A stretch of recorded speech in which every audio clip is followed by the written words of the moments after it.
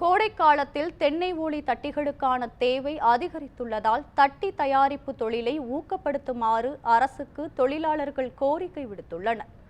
நெல்லை மாவட்டம் ராதாபுரம் மற்றும் திசையன்விளை வட்டார பகுதிகளில் தென்னை ஓலைகளை பயன்படுத்தி தட்டி தயாரிப்பு தொழில் சிறப்பாக நடைபெற்று வருகிறது.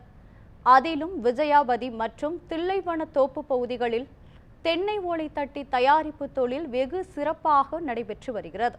தற்போது கோடை வெயில் சுட்டரித்து வருவதால் கடந்த ஆண்டை காட்டிலும் நடப்பாண்டில் தட்டி விற்பனை அதிகரித்துள்ளதாக தொழிலாளர்கள் தெரிவித்துள்ளனர். இங்கே முடையப்படும் தட்டிகள் சென்னை மற்றும் கேரளாவிற்கு விற்பனைக்காக அனுப்பி வைக்கப்படுகிறது. ஒரு நாளைக்கு 50 முதல் 70 தட்டிகள் செய்து கொடுப்பதன் மூலம் கூலியாக 200 ரூபாய் முதல் 250 ரூபாய் வரை வருவாய் கிடைப்பதாக தட்டி தயாரிப்பு தொழிலில் ஈடுபட்டுள்ள பெண்கள் கூறுகின்றனர்.